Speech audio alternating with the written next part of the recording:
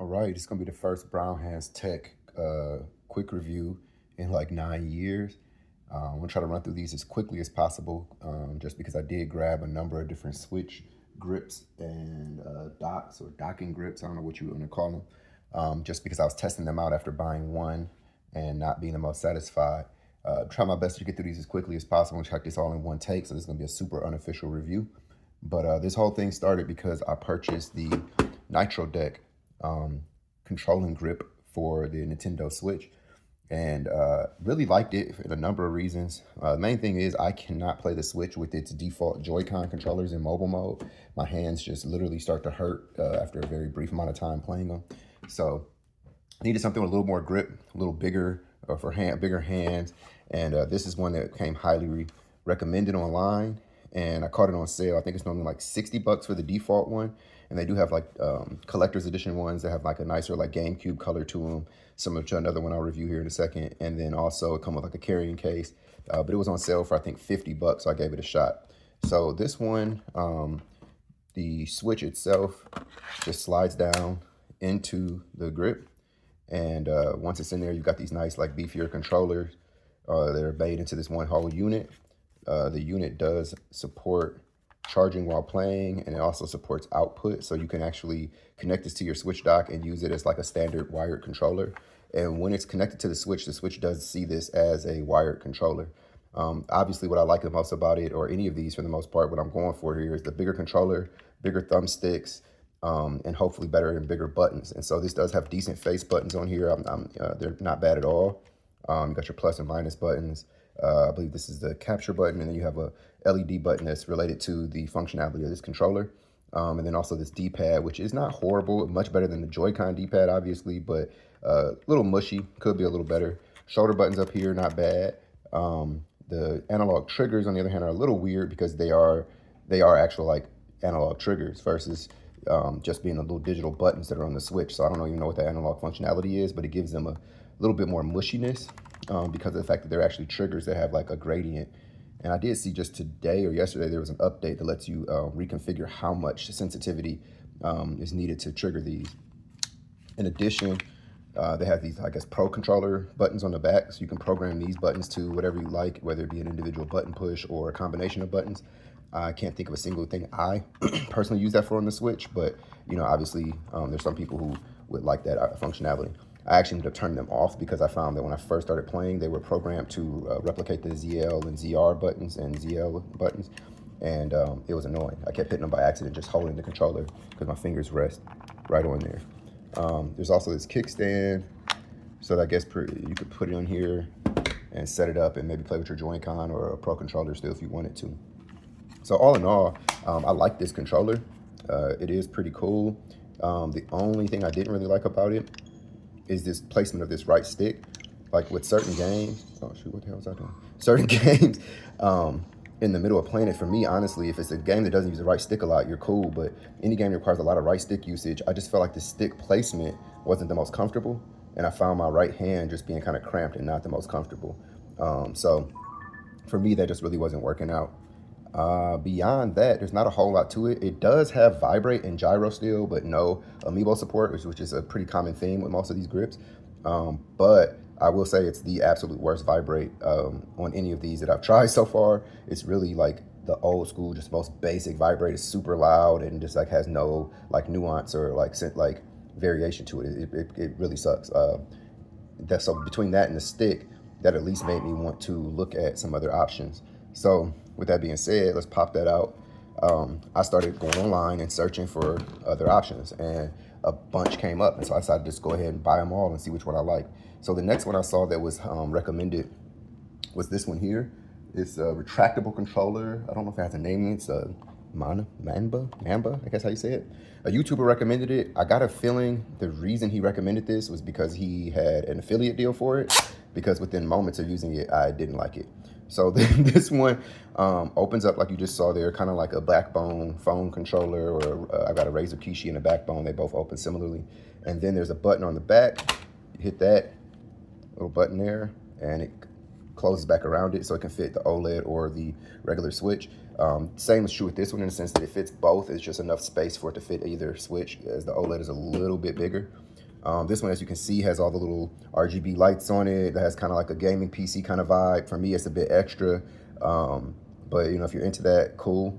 You can actually toggle that on and off with this button, or you can toggle through like a different light settings. So it's not a deal breaker if it's something you don't want. It can also be charged while playing with the charge port here on the right-hand side. I don't know if I like that better or worse than being in the middle, but the little bit I played with it, it wasn't too bad. And then it's got all your default buttons, a turbo button, because it also can have turbo, and you know, your capture button. I'll say the little bit I use this one because almost immediately I didn't like it. And so we can dive into that. So the first thing that I didn't like, well, let's start with what I did like. The sticks on here are really nice. They are really nice sticks. I'll give them that. D-pad, I like the D-pad on here better than the Nitro Deck. And that's about where it stops. The face buttons aren't bad. They don't, nothing to like, a little more clicky than the Nitro Deck, but nothing that's significantly better or worse in my opinion. But the placement of these buttons for me sucks. Like, it's way too close to the stick here, and maybe it's something I would get used to, I don't know. But I kept finding myself like missing the buttons and having to look and like just hitting the wrong button every single time I played. And I didn't have that experience with any other controller, so I don't want to have to like learn how to push these buttons. That's just problematic for me. The stick placement was a lot better, but the button, as far as like the sticks individually, but the buttons relative to the stick are really bad to me. Like if it was just over a little bit more, maybe that could work, I don't know, but I really wasn't feeling it. And it only gets worse from there. So then the next thing is the shoulder buttons. Like, I don't know what they were doing here, but they decided to make these weird, like, circular shoulder buttons, which in and of themselves might not be that bad, but then there's this massive gap between the shoulder buttons and the triggers. And for me, it's just kind of weird. Like, it's a massive leap down. It's not, I shouldn't say massive, but compared to other controllers, it is. And it definitely would take some getting used to. I saw some people online, the guy who recommended it, saying he was just playing with, like, both fingers. Yeah, I'm not about to adapt to all that. So for me, this one was almost an immediate no, especially given I have all these other options. Again, I do like how it kind of feels in hand initially when you pick it up, but those buttons, I mean, it just kept, I would go and do the exact same fight here on Zelda, and like, I was hitting the wrong buttons repeatedly, like just doing most basic things. And it's like, if I got to think about all that and I got to go through all that to try to get it to work out, I'm good. So this one ended up being a no-go for me, personally. Oh, and one thing I forgot is you can adjust the sensitivity of the sticks right here, which I thought was kind of cool. There's such an easy, accessible one, but I didn't play with that at all. Very quickly just moved on to my next controller. So with that one, maybe I'll save my favorite ones for last. I don't know. The next one we'll try here is one that, so I tried several of them. I'm gonna say my favorites for last. I tried several of them where it just attaches onto your existing Joy-Con. And the biggest advantage to these, I guess, is one, you keep the amiibo support. And two, I guess if you've got any kind of custom Joy-Con that you really like and want to show off or anything like that, you know, you're still able to use those. So this one is surprisingly, what's the name? The OIVO? I'm not sure. It's Amazon. It was only like 16 bucks. So this one, what's nice about it is they 16 bucks. You know, it came with these little attachment nubs that go into your Joy-Con controller joysticks. Came with like 2 sets of those, and they didn't seem to add a whole lot to it, but you know, it's nice to have a little bit of extra grip, a little extra size on there. And this one's really basic. It just slides right in. Of course, I'm gonna struggle on camera. Let's see here. Slides on in, boom. And then it's got this little piece here that attaches up over the vent with a hole for the vent to come through. And then it's also got this little stand. This cover that holds it in also serves as like a kickstand. So you can turn it around, and then it has those 2 little feet on the bottom. And again, you can stand it up, I guess use it with your another controller, Joy-Cons, or you know, Pro Controller if you chose. So I mean, this one, its biggest advantage is that it's 16 bucks. All the rest of these are 40, 50 or more. And you know, these grips to me, they do give enough extra grip on the side that it stops the hand cramp that I get automatically with my Joy-Con. So this one wouldn't be a bad choice. I'm still considering maybe keeping it, I don't know. But other than the amiibo support, I don't know that it really gives me a whole lot. And you do still have all the shortcomings that come with the, you know, the default Joy-Con, which is pretty bad sticks, stick drift. These Joy-Cons them actually were replacement ones that Nintendo replaced for free with the program they have, because I did get the drift on these. My other Joy-Cons so far haven't, my newer ones. But It is basically your Joy-Con. So whatever pro cons you feel with the Joy-Con, you still have, minus the hand cramping. I played a decent amount of time with this one, enough to see that my hands didn't cramp, at least not in the amount of time they normally would. And that was about it. The other thing that's decent about this one is it does have little slots on the back where you can store your games. I don't know how much I would trust them. I haven't done enough testing to see how secure that is.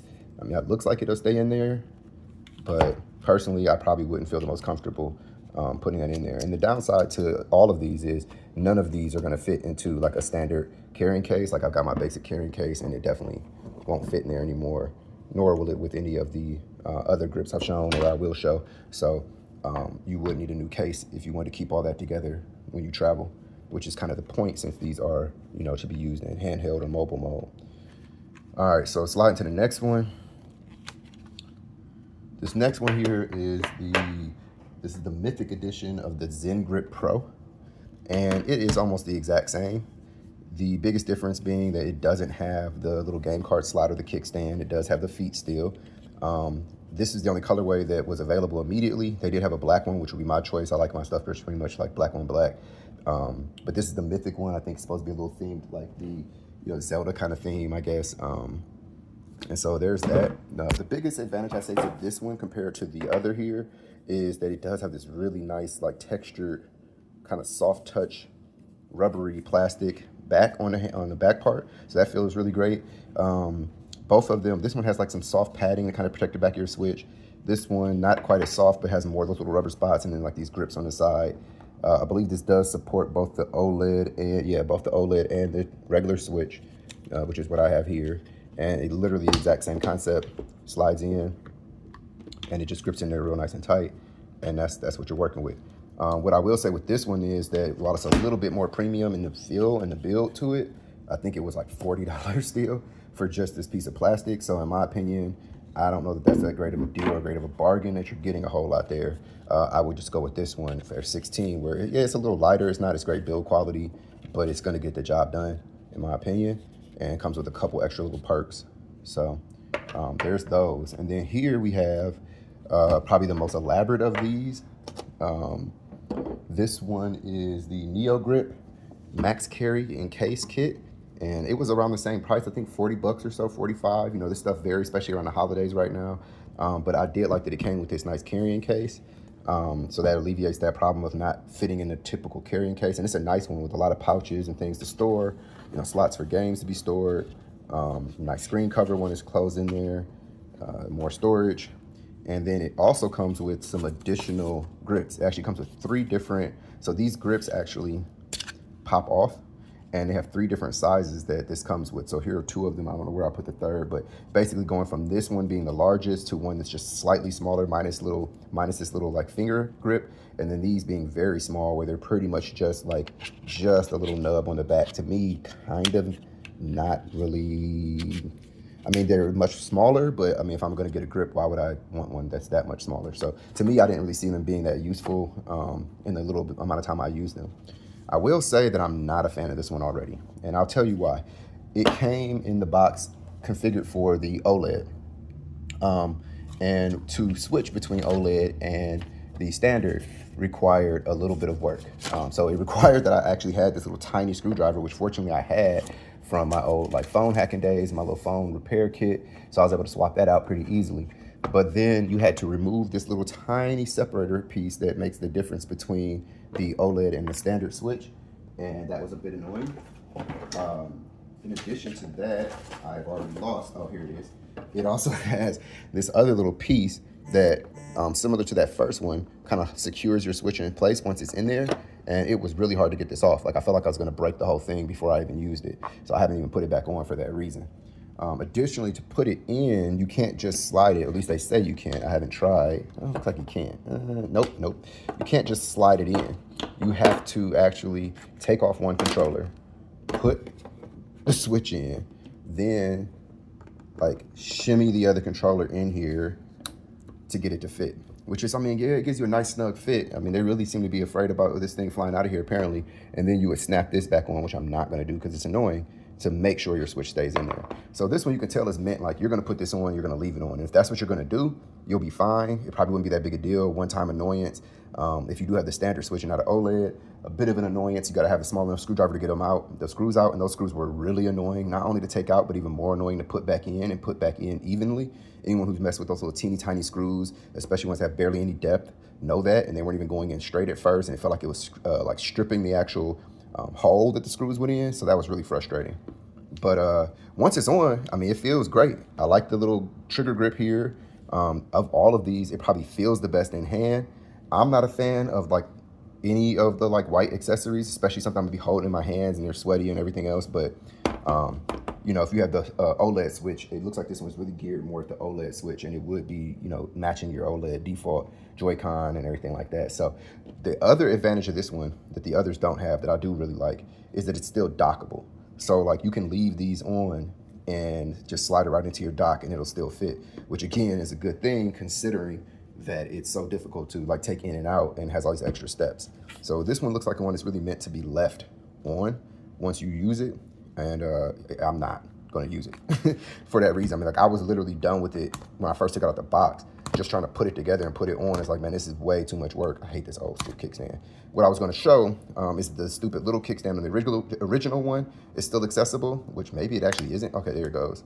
Stupidest design ever. And then the new Switch, the OLED, has this larger kickstand that covers that whole space, and it's still accessible. So this one clearly is designed, in my opinion, to be put on and left on. And if that works for you, if everything works out, it's not a bad deal, especially again, because it does come with this nice carrying case. So you can see yourself leaving it in here and using it in here permanently, particularly since it can still go into the dock with this on. But again, for me, like, look, again, damn, it's so tight. Getting that out of there, I'm not feeling it for my personal use. If it works for you, it works for you. But so I would recommend this one if you know that's how you're going to use it, and I think it's a good deal and a good package overall. Just not working for me.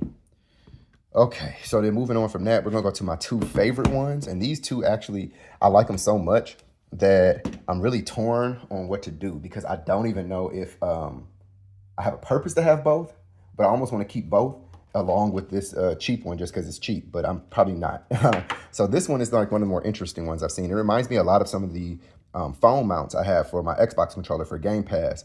And similar to those, it is a little funny having a phone, and in this case, you're heavier than a phone Switch hanging over your controller. But this one is sweet, especially if you already have a Pro controller, which I did and I love. It's my favorite way to play the Switch is with this Pro controller. And the fact that it just straps onto your Pro controller, just like again, like some of the phone mounts do, really secure, very, very well built. 40, 50 bucks, I think, 45 bucks, but very, very well built.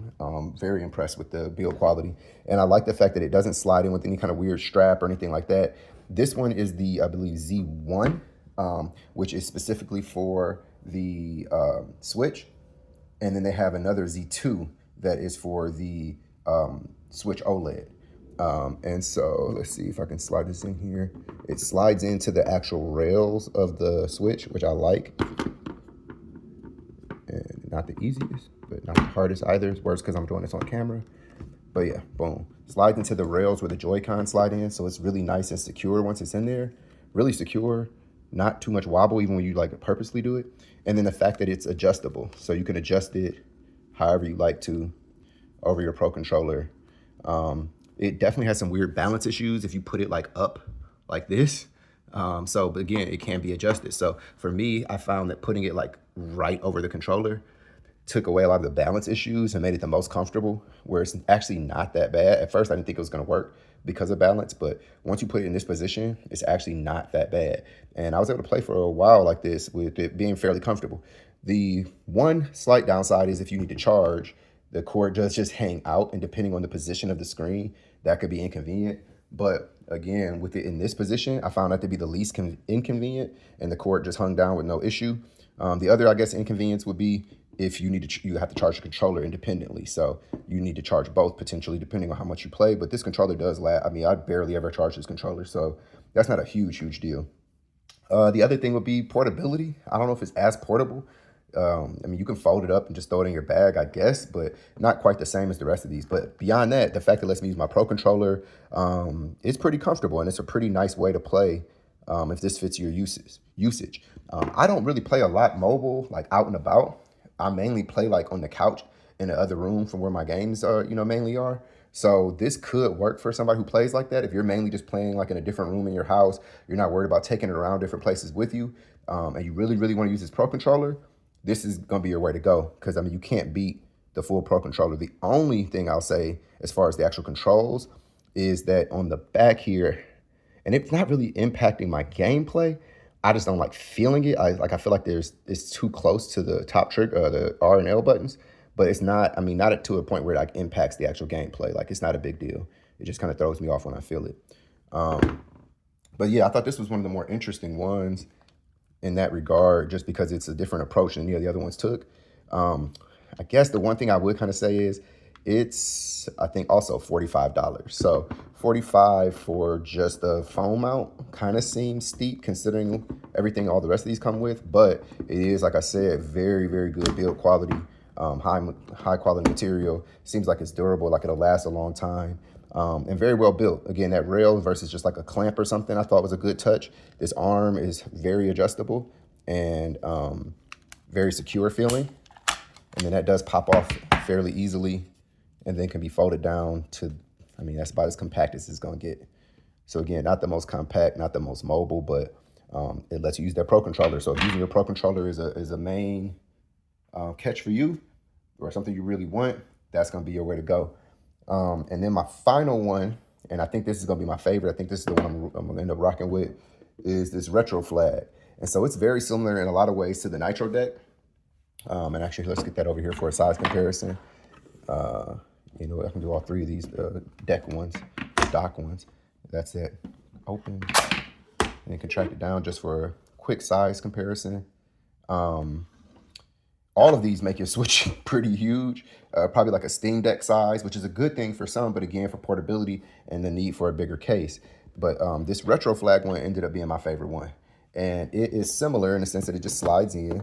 Now, I could do it with a little bit of alignment for the port. It feels like I do have to kind of like be very intentional, boom. But once I get it in there, it's in there. There are these little like metal, I guess, clamps, or I don't know what you would call that, but they kind of slide into the rails and kind of lock it in place. And I've had no issue with it like coming out or anything like that once it's in there. It's not at all dockable once it's on here, so that's one downside, I guess, but none of these really are. It does have the charge pass through right there, so you can charge it still. No kind of kickstand or anything like that, but personally, I'm not looking for a kickstand in the mobile grip. I want just comfort and to be able to play the Switch. This is one I could see getting a larger case for and traveling and using it as my primary way to play the Switch on the go. And it's easy to take in and out, so it's perfect when I get home, throw it in the dock. And so, I mean, other than having to buy a new travel case, I'm feeling it. I like the D-pad on here. I'd say it's somewhere between the Nitro.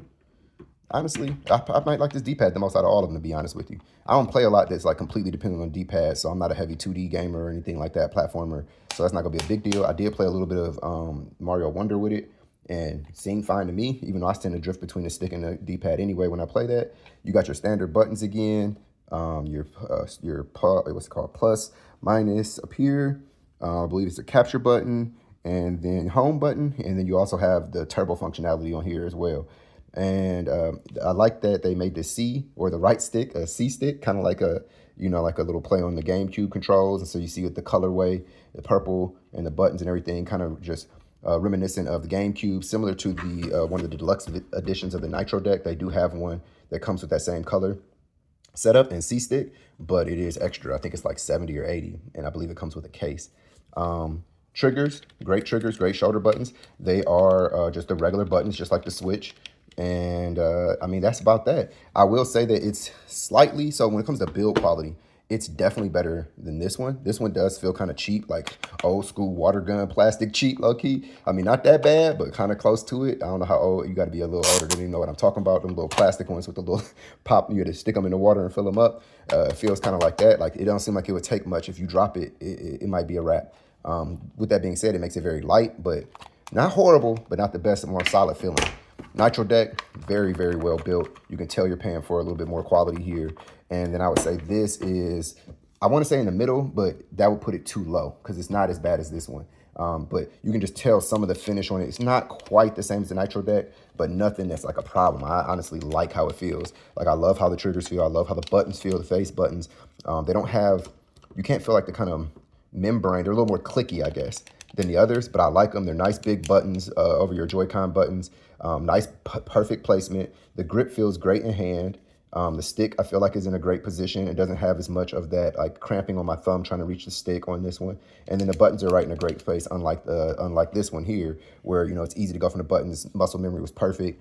I played the most on this one, and that's because it's been the most comfortable. The Nitro Deck is a very close second for me, and if that right stick isn't a problem for you, or you don't use it a lot, or your hands just fit great, Nitro Deck is a great option, though it does cost more. This one, again, I think was about 40 bucks, whereas this was 50 on sale and goes for as much as 60 or more, depending on the edition you get. But I think for me, this one is the hands down winner. I really want to find a way to make this make sense for me. I like it. I would use it a decent amount, but I'm probably going to just rock with this one again because it gives me everything I want as far as just being a complete portable one piece system. I don't have to have the controller with me. I don't have to charge it separate, et cetera, et cetera. And then again, if you're going for your budget option or you really just want to use your Joy-Con still, this one at 16 bucks was not bad at all. I guess I can try to get these in the description, the names of them and everything for you. But that is more or less it in a nutshell. I know this was not at all quick, but for what, 6 or so, 1, 2, 3, 4, 5, 6, 7 or so controllers is about as quick as I could get.